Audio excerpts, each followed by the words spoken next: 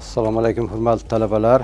Mana bugungi qishloq xo'jaligini biologik asoslari fanidan yangi mavzu dehqonchilikda begona o'tlarni o'rganish va ularning zararlari, almashlab ekish va dehqonchilik tizimlari, sabzavotlarning ahamiyati, O'rta Osiyoda sabzavotchilikning kelib chiqish tarqalishi. Shu mavzu bo'yicha quyidagi reja asosida o'sha darsimizni amalga oshiramiz. Dehqonchilikda begona o'tlarni o'rganish va ularning zararlari, ikkinchisi almashlab ekish va dehqonchilik tizimlari, sabzavotlarda ahamiyati, O'rta Osiyoda sabzavotchilikning kelib chiqishi va tarqalishi bo'yicha biz mana shu rejada ko'rsatilgan mavzular bo'yicha batafsil ma'lumot beramiz. Dehqonchilikda begona o'tlarni o'rganish va ularning zararlari, yer yuzidagi o'simliklar dunyosi nihoyatda turli-tuman. Shuning uchun ularning xususiyati, yashash joyi, o'sishi, rivojlanishi har xil bo'ladi. Ma'lumki, yovvoyi o'simliklar yer yuzida keng tarqalgan bo'lib, asrlar davomida tabiiy tanlanish asosida o'sib rivojlangan. Tabiatda o'zi o'sadigan, rivojlanadigan, ko'payadigan va tarqaladigan o'simliklar yovvoyi o't yoki yovvoyi o'simliklar deb ataladi. Inson tomonidan ekilmaydigan, ammo ekinlar orasida o'sib, ularga zarar yetkazadigan o'simliklar begona o'tlar deb aytiladi. Begona o'tlar haqiqiy va shartli begona o'tlarga bo'linadi. Haqiqiy begona o'tlar bu ekinlar orasida o'sadigan yovvoyi o'tlar. Shartli begona o'tlar yetishtirilayotgan ekinning u yer bu yerda uchraydigan madaniy o'simliklar hisoblanadi. Masalan, paxtazorda uchraydigan makajo'xori, tarvuz, pomidor va shunga o'xshagan ba'zi madaniy o'simliklarda o'rlardan chiqqan o'tlar mana shu begona o't hisoblanadi. Ba'zi begona o'tlar alohida ekin orasida o'sishga moslashgan. Masalan, kurmak, sholpoyada, zarpechak, dukkakli ekinlar orasida o'sadi. Begona o'tlar qishloq xo'jaligiga juda katta zarar yetkazadi. Ular hosil miqdori va sifatini pasaytiradi. Begona o'tlar tufayli dunyoda har yil 20 milliard dollar atrofida zarar ko'riladi. O'zbekistonda esa har yili 15-20% paxta, 10-20% sabzavot hosili kam olinmoqda. Yal parazitlarning sezilarli qismi begona o'tlarni yo'qotishga sarf qilinmoqda. O'za qator orasidagi begona o'tlarni yo'qotish uchun hektariga 25 kuch yo'qotilmoqda. Begona o'tlarni chopiq qilish paytida nihollarni joyidan ko'chib ketishi, shikastlanishi tufayli ko'chat qalinligi kamayib ketadi. Hosilga begona o'tlar urug'i, mevalari, barglari qo'shilib ketish natijasida uning sifati yomonlashadi. Bu may, ajri, qamish kabi begona o'tlar bilan kuchli ifloslangan yerlardagi ekinlarni parvarish qilish nihoyatda qiyin kechadi. Erta bahorda hali madaniy o'simliklar unib chiqmaganda zararkunandalar, begona o'tlar ko'payadi. Keyinchalik madaniy o'simliklarga o'tadi. Almashlab ekish deb ekinlarni yillar davomida dalalar bo'yicha yuqori agrotexnik sharoitda tuproqning unumdorligini yaxshilash va hosilni oshirishni ta'minlaydigan to'g'ri navbatlab ekishga aytiladi. Almashlab ekishning ahamiyati shundaki, uning tarkibidagi ko'p yillik o'tlar o'zidan keyin yerda ko'p miqdorda organik modda qoldiradi. Masalan, 3 yillik begona o't 3 yillik beda 10-11 tonnagacha ildiz qoldigi va 300-500 kilogramm miqdorda sof azot to'playdi. Shu tufayli tuproqning strukturasi, suv fizik xossalari, sig'imi, zichligi, tuproqning oziq, havo, issiqlik, suv rejimlari va mikroorganizmlar faoliyati yaxshilanadi. Almashlab ekish ta'sirida turli kasalliklar va hasharotlar miqdori keskin kamayadi. Bir dalaning o'zida bitta ekinning uzoq vaqt ekilishi surunkasiga ekish deyiladi. Xo'jalik maydonining ko'p qismida uzoq vaqt bitta ekin ekilishi monokultura deyiladi. Surunkasiga bir xil ekin ekilishi oziq elementlarini bir tomonlama kamayishiga sabab bo'ladi. Shu ekinga moslashgan begona o'tlar, hasharot va kasalliklar ko'payishiga olib keladi. Tajriba ma'lumotlariga ko'ra, surunkasiga g'o'za ekilgan yerga vilt kasalligi 30-50% ni, almashlab ekishgan dalada esa 9% ni tashkil qiladi. Ma'lumki, turli ekinlarning ildizi tuproqqa turlicha rivojlanadi. Shu tufayli ekinlar yerdan oziq elementlarni har xil o'zlashtiradi. Masalan, g'alla ekinlari tuproqdan ko'p miqdorda fosfor, ildiz mevalilar esa kaliyni, dukkaklar fosfor va kaliyni, g'o'za esa azot va fosforni ko'p o'zlashtiradi. Shu tufayli tuproqda surunkasiga bir xil ekin ekish oqibatida oziq moddalarning bir tomonlama kamayish jarayoni sodir bo'ladi.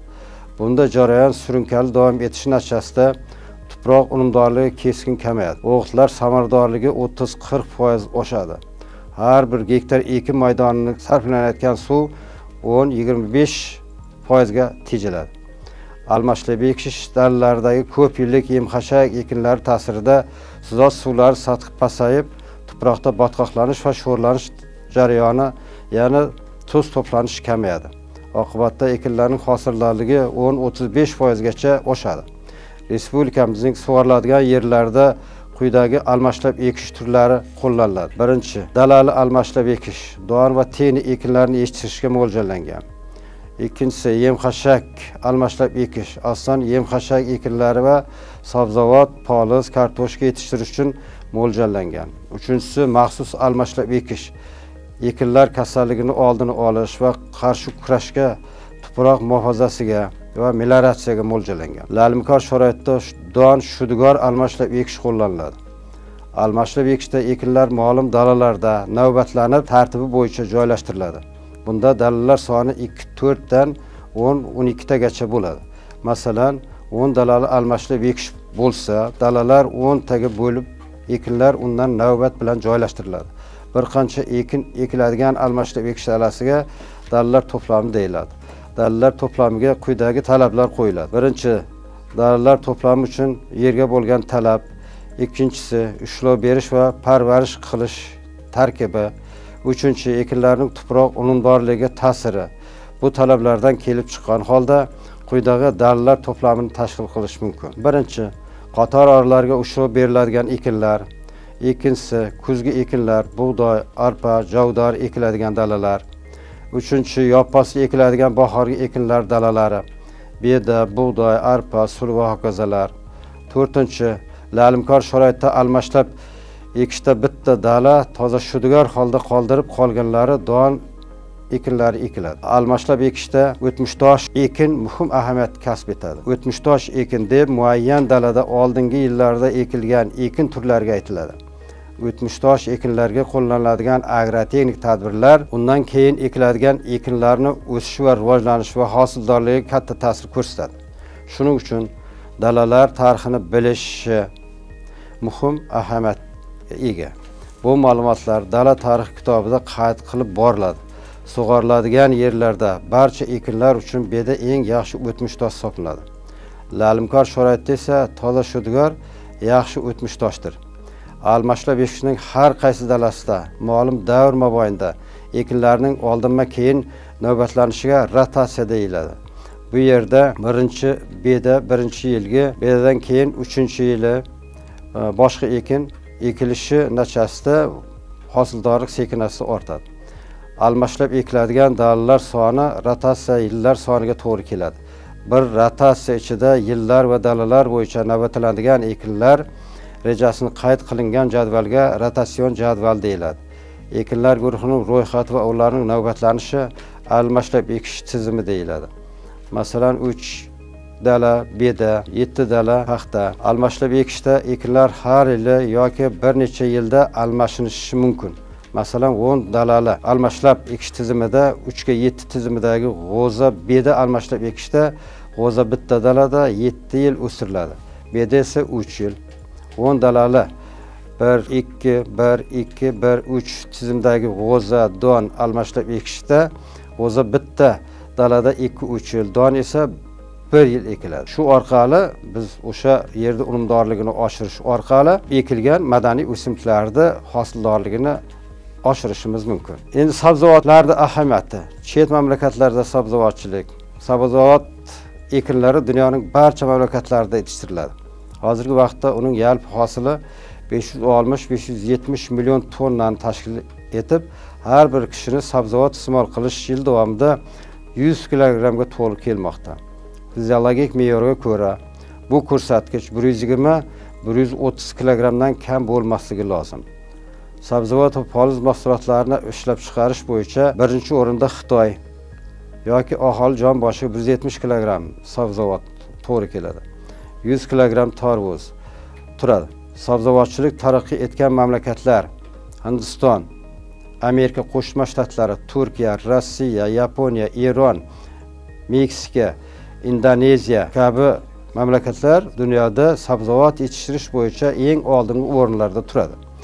Aholi jon boshiga yil mobaynida sabzavot yetishtirish Italiyada 230-250 kilogramm, Polshada 150-160 kilogramm, Amerika Qo'shma Shtatlarida 130-145 kilogramm, Yaponiyada 120-140 kilogramm, Ukrainada 90-100 kilogramm, Rossiyada 86-94 kilogramm tashkil etmoqda.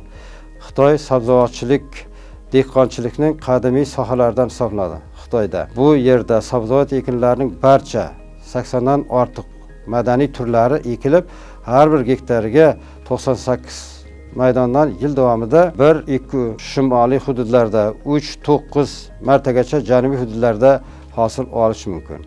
Himoyalangan va dala sabzavotchiligi rivojlangan mamlakatlardan biri Gollandiya hisoblanadi. Aholi jon boshiga to'g'ri keladigan issiqxona maydoni bo'yicha birinchi o'rinda turadi. Yaponiyada sabzavotchilik yuqori darajada mexanizatsiyalashganligi, yuqori hosilligi, heterozisli duragay urug'lar va o'stiruvchi stimulyatorlardan keng ko'lamda foydalanishi bilan xarakterlanadi.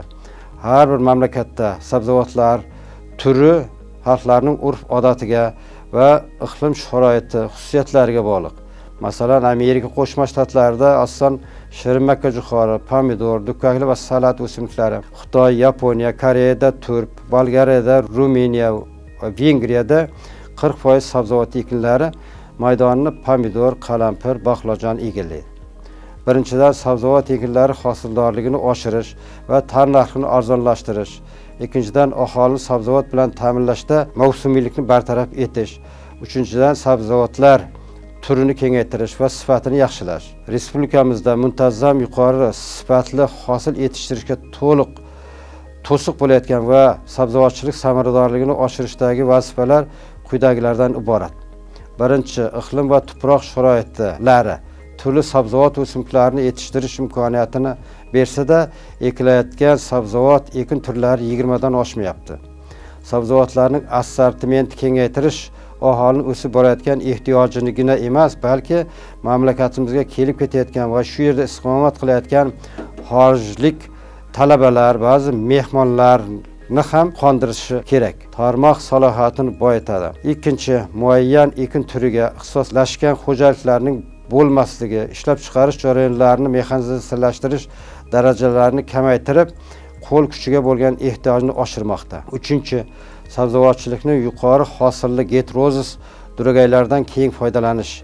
To'rtinchi, organik va mineral, azotli, fosforli va mikrobiologik o'g'itlardan ekin turi, tuproq xossalari va rejalashtirilgan hosilga qarab foydalanish. Kaliyli o'g'itlarni qo'llash.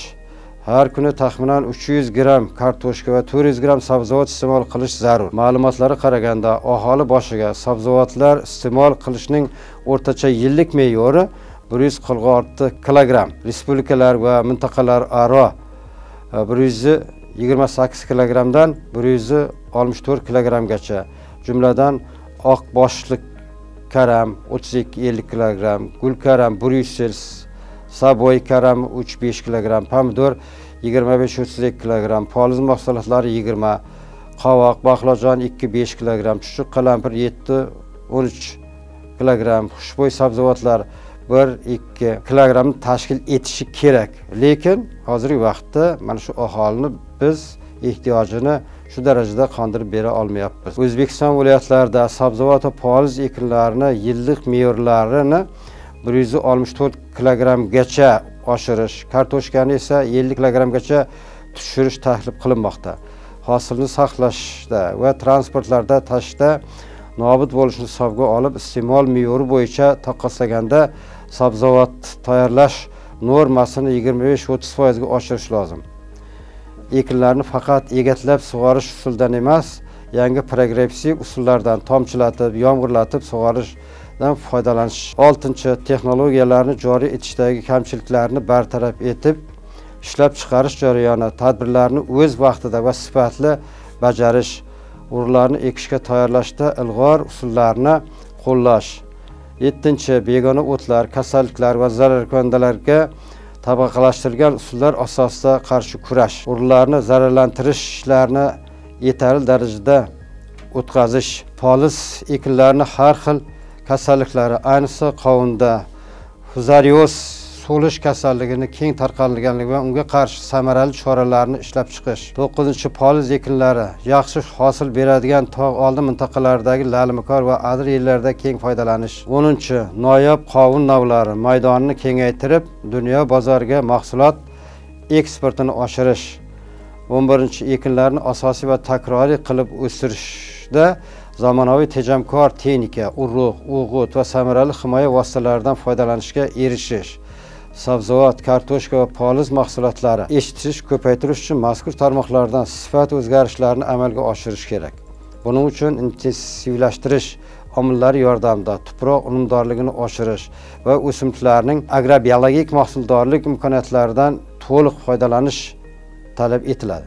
Chunki tuproq, o'simlik, texnika, kimyo, melioratsiya tashkillashtirish, inson kabi ishlab chiqarishning tarkibiy qismlarini yagona yaxlitlikka keltirish eng oliy omil hisoblanadi. Hosil shakllanishini jadallashtiruvchi omillarni ishga solish uchun fan texnika tomonidan zamonaviy texnologiyalar yaratilib, ishlab chiqarishga tavsiya etiladi.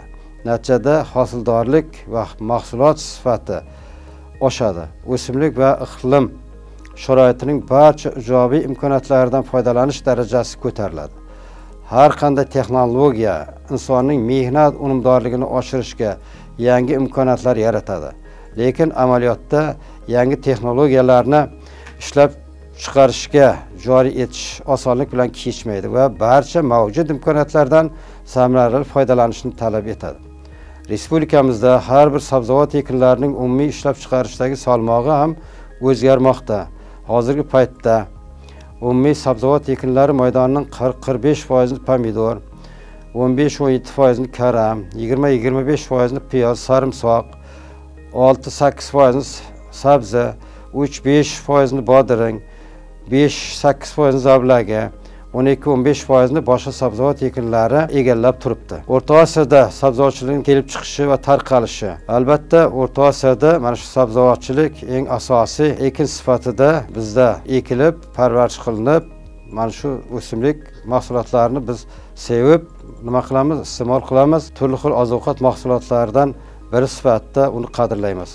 Sabzavotlarning to'yimliligi ular tarkibidagi uglevod, oqsillar, yog'lar va boshqa moddalarning oz ko'pligi bilan aniqlanadi. Sabzavotlar tarkibi asosan suvdan iborat bo'lib, quruq moddalar, bodring, pomidor va tarvuzda 4-7%, ildız mevalarda 11-17%, faqat ko'k no'xatda 20%, sarimsoq, piyozda 35% gacha bo'ladi.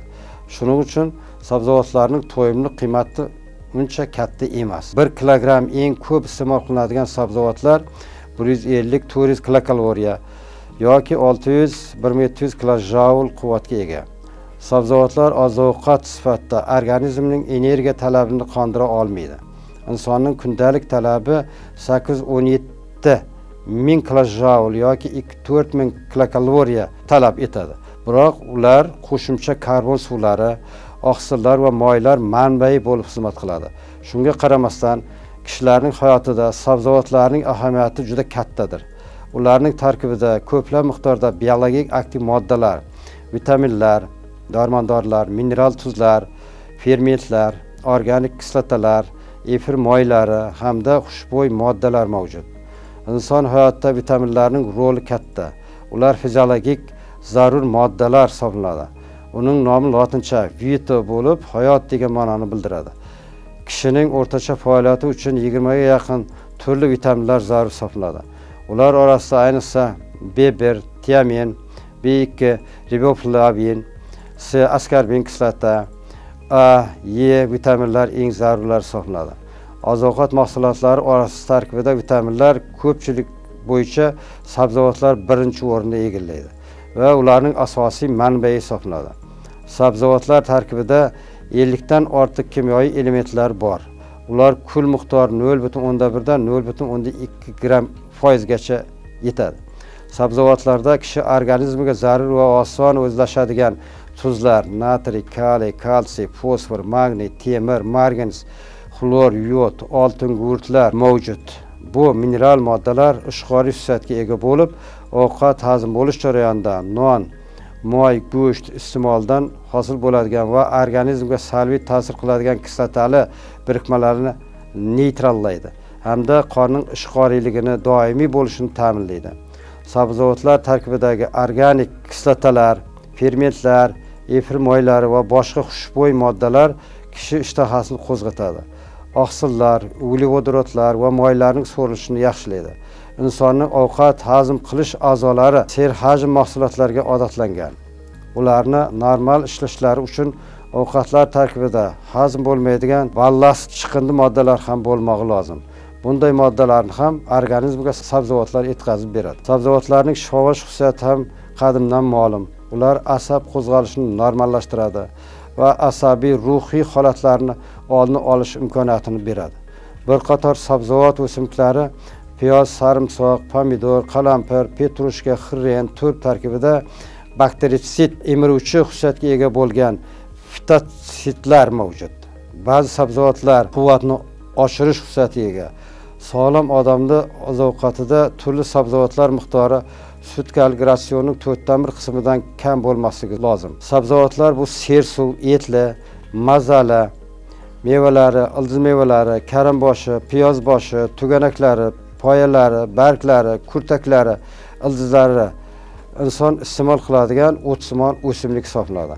Bularni yetishtirish bilan shug'ullanuvchi o'simlikshunoslikning bir tarmog'i sabzavotchilik deyiladi. Shuningdek, u o'simliklarning biologiyasi va mahsulot yetishtirish texnologiyasini o'rganuvchi ilmiy fan hisoblanadi. Bu tarmoqning ochiq dala sabzavotchiligi, himoyalangan yer sabzavotchiligi, polischilik, urug'chilik kabi yo'nalishlari mavjud. Sabzavotchilikni o'rganish natijasida o'quvchilar asosiy sabzavot ekinlarini biologik xususiyatlari va navlarini o'zlashtirib, ularni ochiq va himoyalangan yerlarda yetishtirishning zamonaviy texnologiyasini hamda himoyalovchi inshootlar turlari, tuzilishi, vazifasi, mahsulotlar sifatiga talablar, xaridorgirlik xususiyatlarini berish, sabzavotlarni tashish, vaqtincha saqlash texnologiyalarini egallashlari lozim. Sabzavot ekinlari mamlakatimizning hamma joyida o'stiriladi va haydaladigan jami maydonning yaqin 1%ni egallaydi. Biroq gektardan olinadigan umumiy mahsulot miqdoriga ko'ra sabzavotlar o'simlikshunoslikda birinchi o'rinda turadi. Qishloq xo'jaligining bir tarmog'i sifatida sabzavotchilikda asosiy vazifasi quyidagilardan iborat. Aholi va qayta ishlash sanoatlarini sabzavot mahsulotlariga bo'lgan talablarni to'la qondirish. Ikkinchi, sabzavot turlarini kengaytirish, aholini yil bo'yi davomida sabzavot mahsulotlari talabini bir me'yorda ta'minlash va mahsulotlar sifatini yaxshilash. Aholini sabzavot mahsulotlariga bo'lgan ehtiyojini to'la qondirish uchun ularni yetishtirishni keskin ko'paytirish lozim. Bunga esa qo'l mehnatini kamaytirgan holda mahsulot tannarxini pasaytirib, hosildorlikni oshirish hisobiga erishish mumkin. Buning uchun sabzavotchilikni yiriklashtirish, ixtisoslashtirish, uning texnikaviy manbaini mustahkamlash, mexanizatsiyani ishlab chiqarishga joriy etish, ekinlarni parvarishlashning jadallashgan texnologiyasini qo'llash, parvarishda, yig'im-terimda, transportlarga ortish, tashish, saqlash va sotishga mahsulotni nobud bo'lishiga yo'l qo'ymaslik lozim. Sabzavot mahsulotlarining asosiy qismi yozning oxiri va kuzda yetiladi. Lekin aholi sabzavot mahsulotlari bilan ta'minlanishdagi bunday mavsumiylikni yo'qotish uchun himoyalangan yer sabzavotchilik maydonlarini oshirish, shimoliy viloyatlarda va mintaqalarni ta'minlash uchun janubda sabzavot yetishtirishni ko'paytirish, ochiq yerda sabzavot yetishtirish mavsumini uzaytirish, mahsulotlarni yaxshi holatda va uzoq saqlanishini tashkil etish kerak bo'ladi. Yetishtirilgan sabzavotlar xilini va ularni kam tarqalgan turlarini ko'paytirish lozim. Sabzavot mahsulotlarining sifatini yaxshilash uchun oliy navlarni maqbul texnologiya bo'yicha tashkil qilish, shuningdek ularni o'z vaqtida tashib keltirish hamda yaxshi saqlash hisobiga erishiladi. Sabzavotchilik oldida turgan vazifalar uning o'ziga xos quyidagi xususiyatlarini belgilaydi. Birinchi, sabzavotlarni oddiy dala sharoiti, ochiq yerda hamda sun'iy mikroiqlim sharoitidagi yopiq yerda yetishtiriladi. Ikkinchi, boshqa tarmoqlarda kam qo'llaniladigan agrotexnik usullardan ko'chat o'stirish, qantarish, saqlash, chala o'sgan, yetilmagan mahsulotlarni to'la yetiltirish foydalaniladi. Uchinchi, xilma-xil sabzavotlar va turlicha navlardan mahsulot yetishtirish va yig'ib terishda ularning biologik va xo'jalik xususiyatlariga mos texnologiyalar qo'llaniladi. To'rtinchi, mahsulotlar nobudgarchiligiga qarshi sabzavotchilikni yirik shaharlar, sanoat markazlari, konserva zavodlari atrofida tashkil qilish. Beshinchi, mavsumda birinchi, ikkinchi zishlovchi oroli ekinlar hisobiga yerdan samarali foydalanish. Oltinchi, jadallashgan tarmoq bo'lgani uchun o'g'itlar, sug'orishlar, kimyoviy preparatlar, maxsus inshootlarga kerakli issiqlik manbalaridan va shu kabilardan keng o'sha foydalanish zarur hisoblanadi. Shunday holatda biz o'sha qishloq xo'jaligida aholini yil davomida mo'l ko'l sabzavot mahsulotlari bilan ta'minlay olamiz. Kerakli yana o'sha manbalarda ko'rsatilgan adabiyotlardan foydalangan holda o'qib, o'rganib olasizlar. Shu bilan darsimiz tugadi. E'tiboringiz uchun rahmat.